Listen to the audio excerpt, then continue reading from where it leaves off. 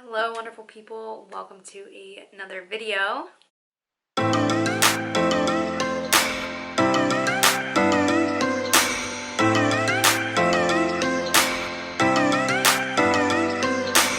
I am Rachel. I am an orthodontic assistant and I have been an orthodontic assistant for almost 3 years now.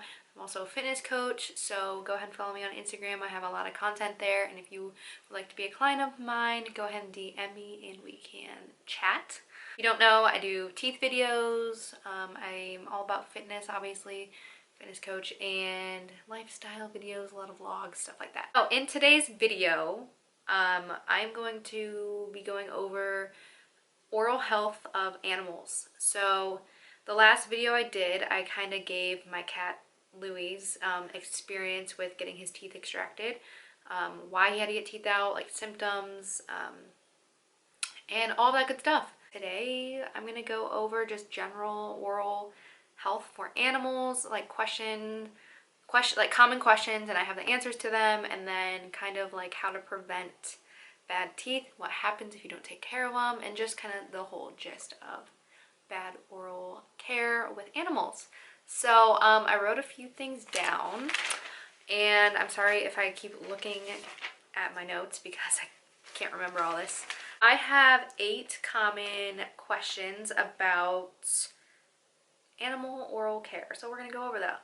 And so I am making this video just to bring awareness to animals' teeth because it is very, very important, just as important as human teeth, to take care of them and get them checked out and to brush them and have just a nice clean oral cavity for your animals. I never really thought about it too much back in the day, and my cat getting teeth out really opened my eyes, and I just kind of want to spread the awareness and the light that I kind of saw going through that. So maybe this will help someone. I hope it does. Okay, so let's get into the question and answers. Number 1, can cats eat hard food after getting all teeth removed? And the answer is yes. I would say not right away. And your vet will probably tell you when your cat can have hard food. Louie could have hard food, I believe, after 2 to 3 days. But they can eat hard food again. Like their teeth, where their teeth were, like their gums like callus over, and they can live without any teeth. Like they will be fine. They can live a happy life, and chances are they'll probably be living a happier life if they have like very bad teeth, gingivitis, bad teeth, that's rotting out of their mouth. They're gonna feel a lot better if they had no teeth rather than a bunch of rotting teeth. And they can live without any teeth, and they can still eat and just be fine. So I'm mainly talking about cats here because I'm going off my experience with Louie, but a lot of this information just goes towards any animal. But this specific question is kind of more towards cats because I'm not sure about dogs. I think it's probably about the same. I'm just overthinking, I think. So how long does it take for your cat to recover from anesthesia or from the procedure itself? And it takes maybe max a week, usually 2 to 3 days, to fully recover and like feel like themselves again. Question number 3, do cats feel better afterwards? And the answer is yes, 100% yes. My vet told me when he was done with the procedure, he called and said, he is going to feel so much better when he fully recovers within a couple days, and I can just tell that he does. So yes. If you think about it, if you had rotting teeth and like bad pain, from the rotting teeth, you're probably going to feel much better when they are gone. What is the cost for animals to get their teeth out? It ranges between $230 to like $1,300, maybe more depending on where you live. So I had both. I had both experiences, like at the highest and lowest. Technically, if you want to watch the last video about Louie and his, procedure, my first vet told me like a very, very high price point, and the one that I went to was much lower. So it really does range, just depending on where you go. Question number 5, what is the food that you feed your cats or animals like after the procedure? And you want to do wet food, at least for a couple days. That's what my vet told me. So that's what I'm going off of. You can slowly, introduce hard, like kibble food. Is getting an animal's teeth out necessary? And the answer would be yes, it is necessary. At least if you care about your animal, yeah. You know, gum disease is a real thing, and it is a real thing in animals, and if you let it go long enough, it can translate into their organs and cause, you know, failure of their organs and all of that. Same thing with humans, you know, it's just the same thing. Like, animals are a living thing, and they have, you know, same organs as us, like teeth, like it all affects the same. Just because they're animals doesn't mean that they are not hurting or that they can't get a disease, or, you know, so yes, we have to advocate for our animals. Their pain after the process. So sometimes vets will give like a neurotic pain reliever shot. I don't believe they did to Louie, but I know some vets do that, like just to kind of, you know, ease the pain, and that way we don't have to worry about giving them like pain medicine. They just kind of like do it, and I think it's good for a while. And or they'll give like a anti-inflammatory medicine to the animal to help like swelling and all of that. I know if my animal needs a tooth extraction, and I wrote down some symptoms that you can kind of look for that may indicate that they need a vet checkup or teeth out. So we have bleeding at the gums, an unusual behavior, so if they're acting a little funky, you know, not like themselves.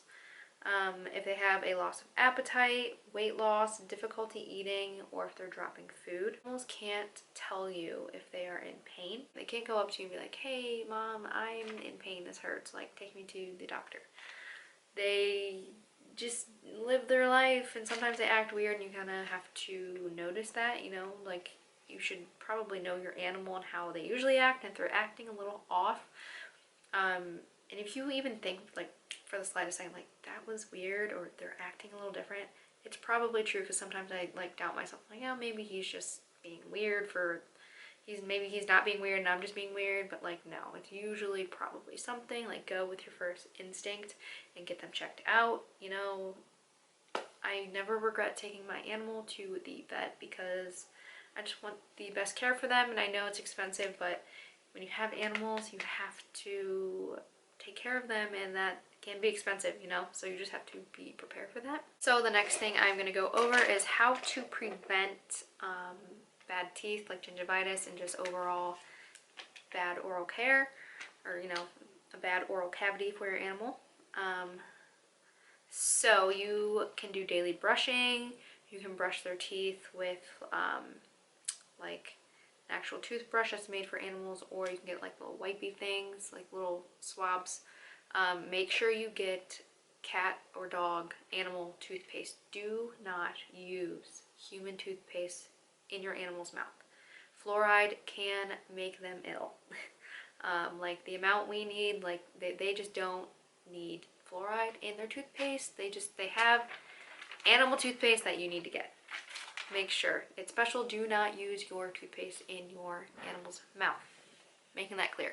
Said you can use little wipes, like if you can get those little like cotton wipe things, those square little swab things, and just kind of wipe them down, like get some plaque off. It's, you know, it's better than nothing. If you don't have a toothbrush, still effective. You want to do vet checkups, just, you know, if you're taking your cat to the dog, animal to the vet, just say, can you check their teeth? Usually they do, but just, you know, remind them. Vet cleanings, you can do cleaning. So when Louis got his teeth out, they did a cleaning. They can actually just go in for a cleaning, so they'll go under anesthesia, and they'll the vet will clean all their teeth. They don't have to get an extraction done to get cleanings. Like you can just take your cat in, or dog, animal, and say, I want a cleaning, and they will clean their teeth, you know.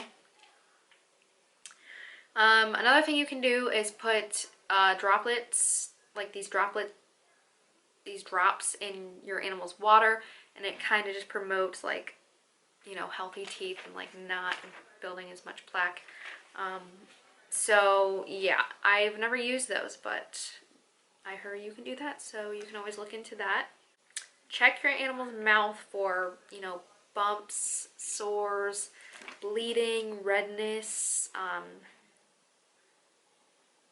swelling, ulcers. Like just make sure your cats or animals, I keep saying cats are like animals in general, make sure their mouth is just like pink and like it looks normal. You can always like Google a chart, like they had charts up at my vet like showing the progression of gingivitis in cats and like bad tooth decay. I'm sure you can Google it and just kind of look so you have an idea. If you find something suspicious or want the vet to look at, you can definitely, you know, check that out and let them know. Also make sure they don't have bad breath. That's another thing. Bad breath really can indicate gum disease, rotten teeth, and just all around bad oral care. My advice would be start them young. So if you have a kitten, I would start now with the whole, you know, dental care, because when they get older and they're not used to you looking in their mouth, they're going to be a little fidgety and it's going to be a lot harder. Louis, he hates when I look in there and it's just so hard. He just moves all the time. My younger cat, he just lets me look and do my thing. Never use floss. And this is just like a side note, never use floss along with the human toothpaste. Do not use human toothpaste on your animals. Do not use floss in your animal's mouth. They can accidentally swallow it, and you know, you don't want that getting all tied up in your organs. I would say, you know, if you're not going to brush your animal's teeth every day, at least 2 to 3 times a week, you know, something. I also have dental sprays that you can spray into your animal's mouth to, you know, promote good oral care, you know, help plaque not build up. They have, you know, different types of animal food that's formulated to help prevent plaque buildup. Like I said, they have droplets. You wanna, another thing you can do is just feed them a high quality diet that has less sugar. I know some people like don't think about this, but some brands have less sugar, and that can very well help your animal's teeth not, you know, get cavities or gingivitis or rotten teeth, any of that nature. One thing I learned that was kind of interesting, and it makes sense now that I think about it. Dry food is more likely to stay on your animal's teeth longer, you know, because it's dry and mushy, and then, you know, like wet food just like goes down, you know, it's just kind of like it doesn't get stuck up in the gum lines as much. So if you know, if that's another thing you can do. So periodontal disease is the most common and most serious disease that affects cats, and actually periodontal disease, it affects about 70% of cats by the time they are 3 years old, which is very sad when you think about it. My cat's like 2, one of my cats is like 2, and like just to think like in a year he'd have periodontal disease just like makes me so sad, because it is a serious thing and I just want my cats to be healthy. But yeah, it's a serious thing for animals. It's there, it's real, and you do have to take care of it if you want your animals to be healthy. And you know, if you leave it untreated for a long period of time, like I said, it can go to their organs or kidneys or heart. Like it can just be fatal in the long term. So we want to make sure we get it together and get the care that your animals need and deserve. That is about it for this video. I hope you guys learned something a little bit new, or, you know, kind of open your eyes a little bit. I am not a vet. I am not an orthodontic assistant for animals. I am an orthodontic assistant for humans. All this information is from vet sites, and, you know, like their actual site and like procedures. And my vet, I got a lot of my information from my vet as well. So I just wanted to kind of make one cohesive general video for animals' oral health. Give me a thumbs up if you enjoyed this video, or if you learned something new, or if you just like animals. Please subscribe and let me see what you guys would like to see next, and I will see you guys in the next video. Bye!